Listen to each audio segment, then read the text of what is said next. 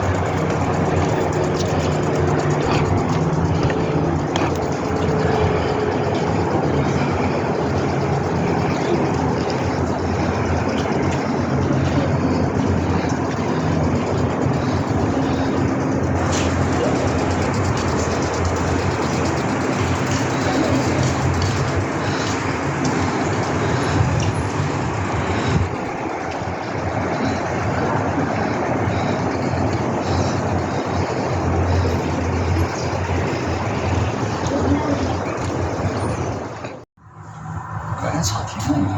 哦。那是大花节在上面。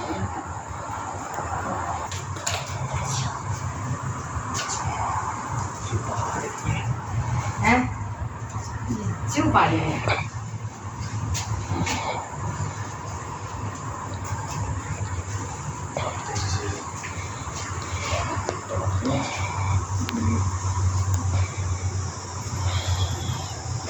他开始拿沙巾照相了，问题说错，他们是现在晚上不是开始照相。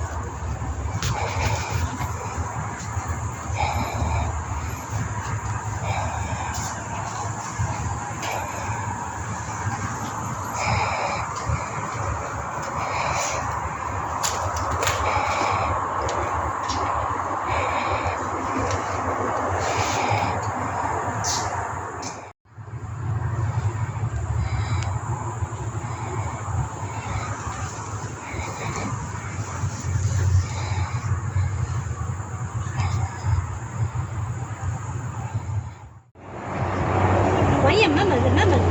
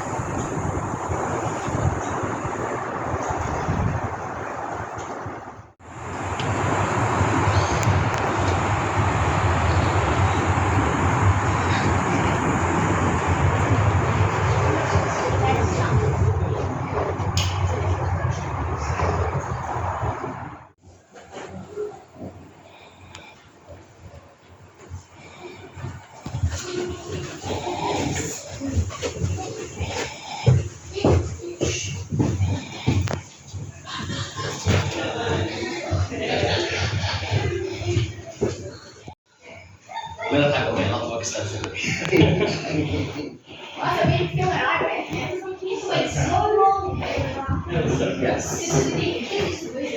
This is a place called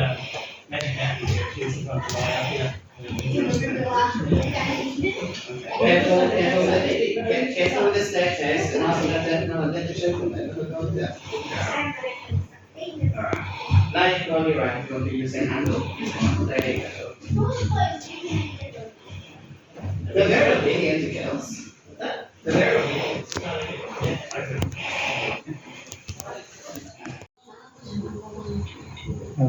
Which is so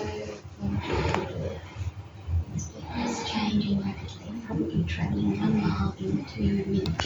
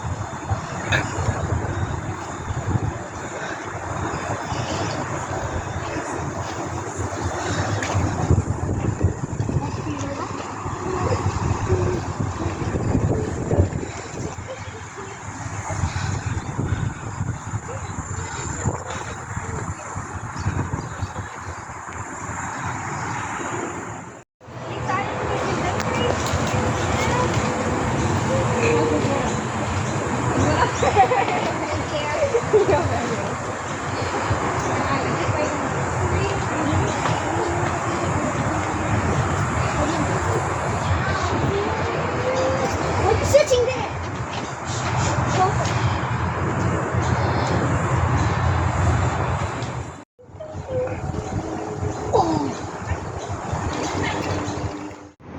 So already we've seen a little bit how the hill has been evolved to shape the needs of the colony. First starvation, then defence, and then yet another 20 years on, there is another governor of Sydney who has a problem.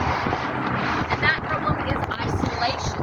Because they have finally figured out that Sydney is really, really far away from England.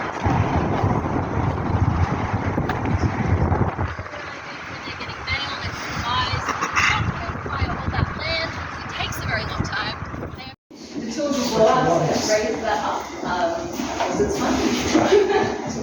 They wouldn't actually use that. If there were pirates in Sydney Harbour, they might, like, be scared and be looking out at the other signal station all day long. No weekends off for the signal master. They have to be looking out for new ships every day. But you're not allowed to raise not the country because of the shape. The shape can change the meaning of the flag. It really does look like the French flag. You've got another one that looks like the Netherlands flag as well. But you would usually be able to figure out that they weren't the country flag based on where they were flying. So you want to fly a bit higher and context. So in this case, because I know the rest of them are letters, it wouldn't make sense. This one in particular is actually rebuilt. They tore down the flagstaff at one point. This one is from 2009. And you can see it's really, really nice shape. That is actually a tree. That is just a tree that was grown specifically to be in that nice straight shape by a person who makes ship masts. You can see it's very, very perfect for its job. Now, yeah, so I'm going to attach this writing to the top. This is the cheeks, so I know which side is the top. And that is going to be the bottom. Now, we're not allowed to let flags touch the ground, so I'm going to throw that over me like that. I'm going to get you to take that rope there. Anyone else want to help tug this flag up? Grab a section of rope, beautiful. And then you two are going to pull, pull, pull until we hit the top. Ready? Go for it.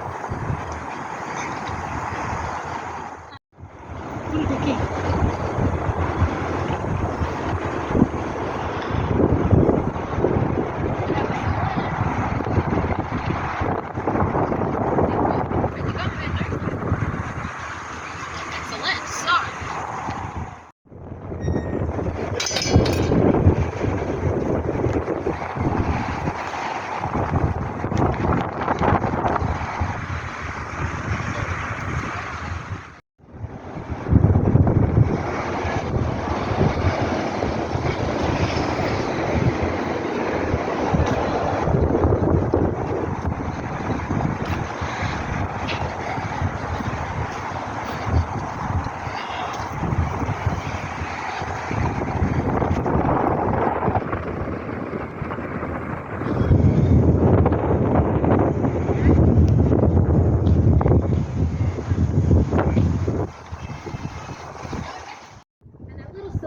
is a rain gauge, which measures the rate of rainfall. And these instruments are live right now. They measure Sydney's weather from here. So it means we can pour a cup of water in that little rain gauge and mess with the Bureau's measurements a bit. But they don't enjoy when we do that, so we might not.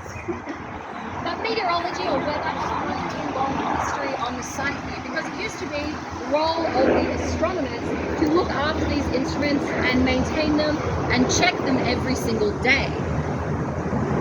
But it wasn't the main role.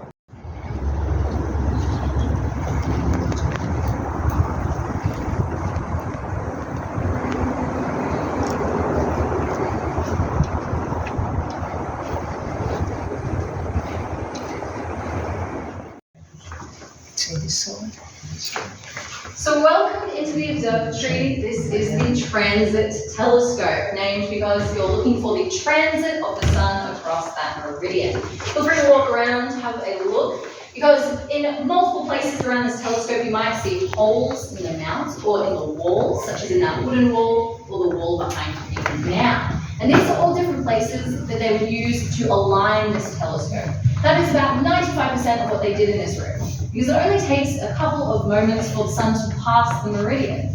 So most of what they did was pointing this telescope, recording where it was pointed, and making sure that it was working properly.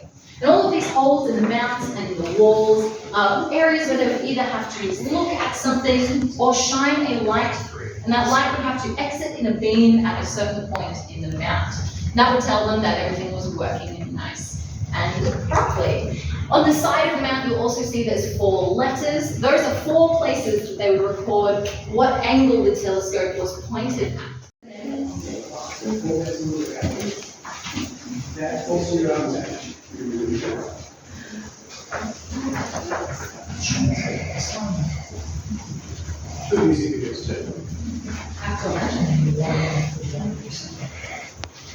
Alright, so we are about to head into the government astronomer's office. So, where the astronomer would work when they're not looking through the telescope. And it's based on photos that Henry Chamberlain Russell took during his time.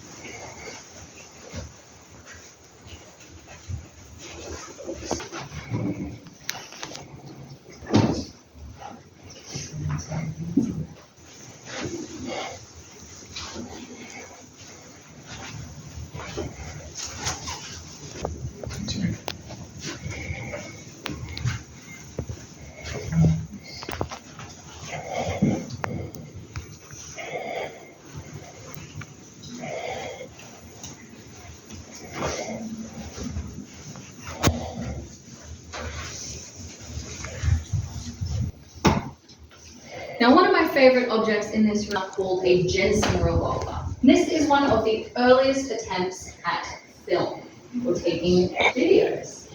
And the way it works is a photographic plate was attached to the telescope, and someone could spin this revolving bit around. You might see there's a little. All 4 of its legs are off the ground. This was apparently a matter of great importance to people back in the day before they had movies to watch. They did solve that with this. Jensen was also a very interesting guy. These are iron and nickel crystals. You cannot make iron and nickel crystals on Earth. The only way that you can make these is by cooling the rock very, very slowly. And that happens in space. The meteor flies. Welcome everyone to the North Dome. Now, I'd like to show you something through this telescope, but at the moment it's pointed at the wall, not very helpful. But we need to open up the dome first of all. So, I'm going to need an adult volunteer who reckons they can beat me in an arm wrestling competition. No one. I think it's going to be you, because you picked the lucky spot closest to the wheel. You're going to spin it clockwise for it. Clockwise? Yes.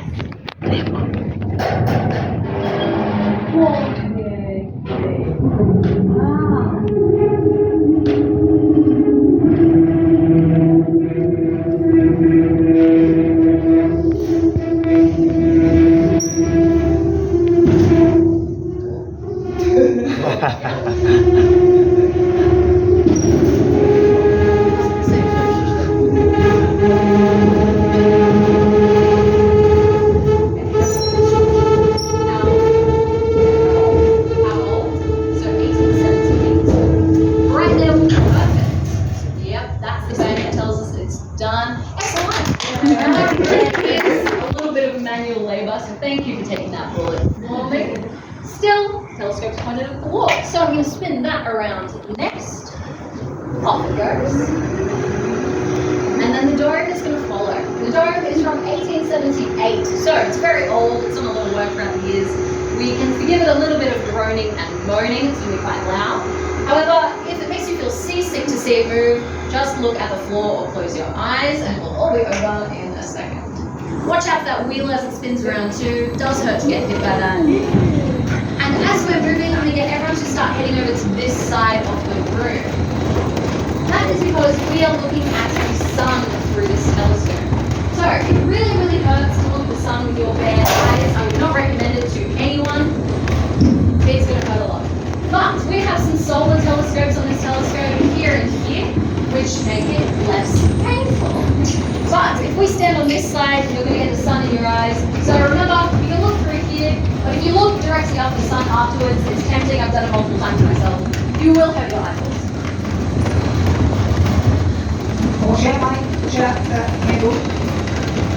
Narrowly missed it. Perfect. Alright. So back in the day, you really had to do this manual to rotate the dome. Yes. You can press that middle button. Yeah. Beautiful. Thank you. Establish app. What software do these computers run on? Last observatory I was in, computers ran on DOS. Yeah, there's quite a few things working together, but the main one, this little bit here, is called Stellarium, which you can also download for free on your phones. We've got the fancy version here that tracks objects and looks at some really far away things as well.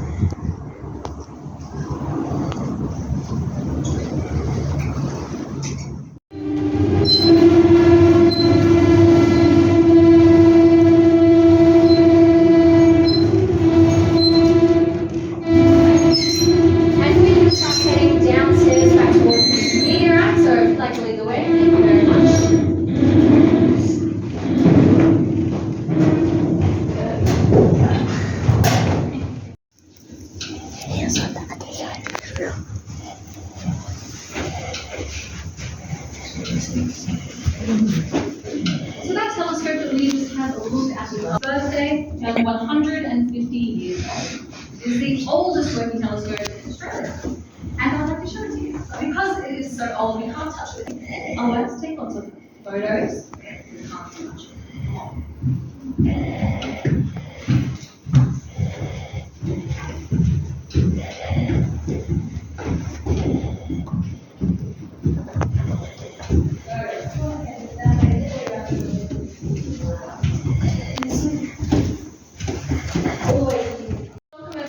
South Dome. This is the older of the two domes from 1858. Oldest of the three domes. Apologies.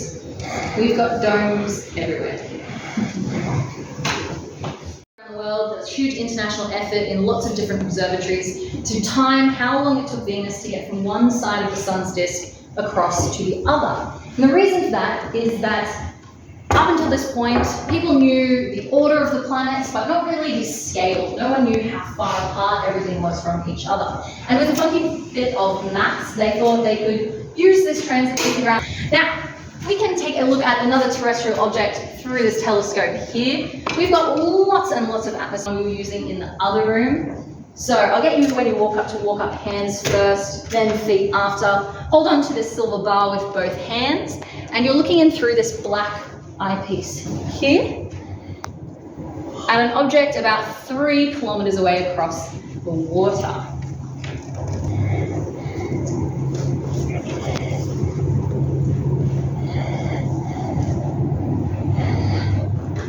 Alright. I'll be able to invent this no matter how much time and money I have on my hands.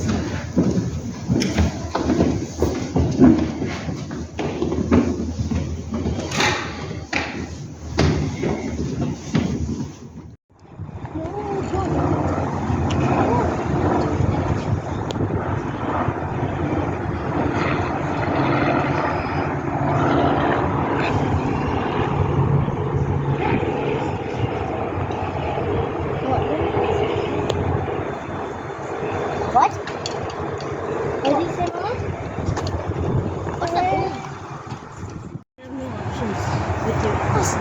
the espresso cappuccino. Yeah, Nice nice to meet you. Yeah. I know. Brilliant. Nice to meet you.